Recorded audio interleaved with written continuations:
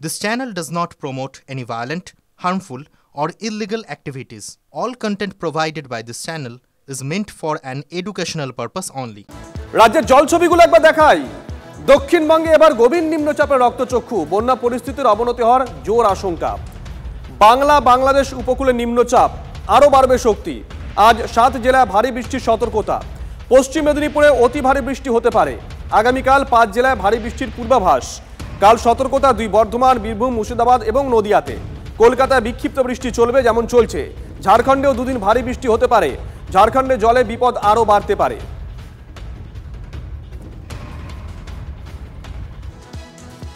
ঘাটালের ছবি লাইভ দেখাবো আপনাদেরকে। জল যন্ত্রণায় নাভিশ্বাস ঘাটালবাসীর। ছবিটা একবার দেখি। অসীম আমাদের সঙ্গে রয়েছেন। অসীম, একবার লাইভ ছবিটা দেখাও, কি অবস্থা ঘাটালের? সৌজিত, একেবারে দেখাচ্ছি নদীগুলোর কি পরিস্থিতি, সেই ছবি দেখাচ্ছি যে নদীগুলো ইতিমধ্যে কিন্তু ফুলে ফেপে উঠেছে। কালকে কিন্তু নদীর জলস্তর কিছুটা কমতে থাকলেও আজ কিন্তু সকাল থেকে ভোর থেকে নদীর কিন্তু জলস্তর বাড়তে শুরু করেছে। আর এই নদীর জলস্তর বাড়ার কিন্তু কারণেই কিন্তু ঘাটালের বানভাসী এলাকার মানুষজনের কিন্তু চরম দুশ্চিন্তা বাড়ছে। তার কারণ ইতিমধ্যে তারা 4 দিন ধরে জলমগ্ন।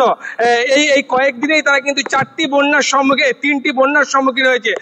ইতিমধ্যে ঘাটের সমস্ত পৌর এলাকা থেকে শুরু করে গ্রাম পঞ্চায়েত এলাকার রাস্তাঘাট কিন্তু জলের তলায় চলে গিয়েছে। দেখো, সকাল থেকে কিন্তু বৃষ্টি শুরু হয়েছে, দফায় বৃষ্টি শুরু হয়েছে, প্রবল বর্ষণ হচ্ছে। এতেই কিন্তু চরম দুশ্চিন্তা বাড়াচ্ছে। কারণ তাহলে ঘাটালে কিন্তু বন্যা কিন্তু ভয়াবহ আকার ধারণ করবে। শুধু ঘাটাল নয়, দেখো শিলাবতী, বাঁকুড়ার দিক থেকে রাজ্যের মানুষ দেখুক এই মুহূর্তে ঘাটালের লাইভ ছবিটা।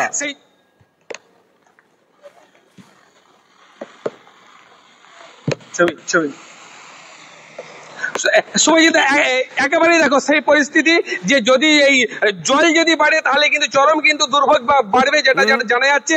দেখো, এই সমস্ত যে নদীর জলস্তর যদি বাড়ে, ইতিমধ্যে চন্দ্রকোনার একাধিক জায়গায় শিলাবতী ও কেটিয়া নদীর বাঁধ কিন্তু ভেঙে রয়েছে। সেই বাঁধ ভাঙা দিয়ে জল ঢুকে নতুন করে চন্দ্রকোনা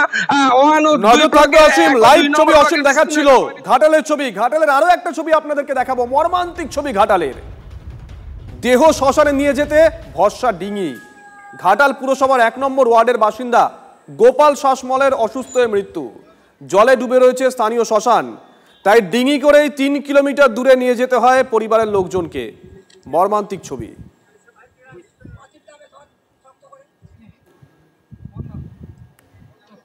আর এবার খানাকুলের লাইভ ছবি আপনাদেরকে দেখাবো। বন্যার জল বাড়ছে, পিচ রাস্তার উপরে জল, হাঁটু সমান জল পেরিয়ে চলছে যাতায়াত।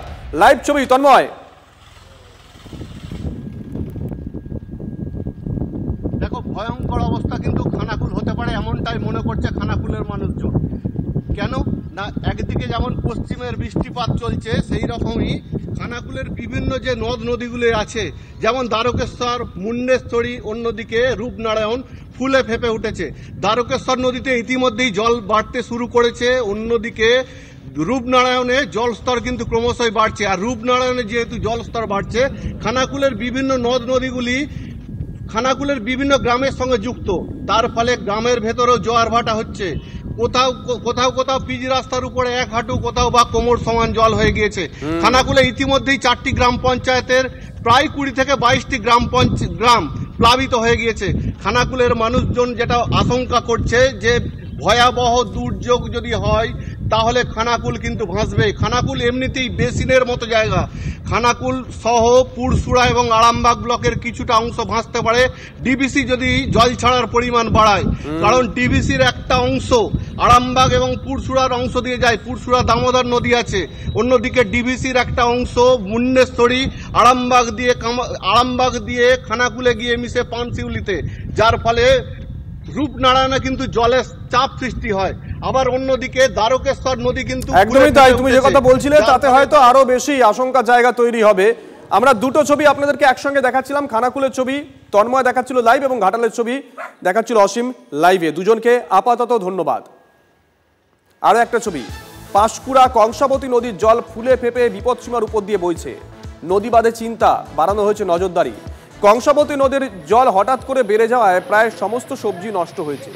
শসা থেকে শুরু করে উচ্ছে সব সবজি এখন জলের তলায়। ব্যাপক ক্ষয়ক্ষতি হয়েছে এমনটাই জানিয়েছেন সবজি চাষিরা। বেহাল নিকাশি ব্যবস্থা, রাস্তায় এখন পুকুর। টানা বৃষ্টিতে জলমগ্ন ডানকুনি পুরসভার 14 নম্বর ওয়ার্ড সহ একাধিক ওয়ার্ড। অভিযোগ, নিকাশি ব্যবস্থার কোনো উন্নয়ন করেনি পুরসভা, যার জেরে বছরের পর বছর জল যন্ত্রণার শিকার হতে হচ্ছে ডানকুনি পুরসভার একাধিক ওয়ার্ডের বাসিন্দাদের। প্রশাসনকে বারবার জানিয়েও কোনো লাভ হয়নি, এমনটাই অভিযোগ করছেন স্থানীয়রা। প্রতিবাদে রাস্তায় ধানের বীজ পুঁতে বিক্ষোভ দেখায় কংগ্রেস। দ্রুত সমস্যার সমাধান করা হবে, আশ্বাস প্রশাসনের তরফ থেকে।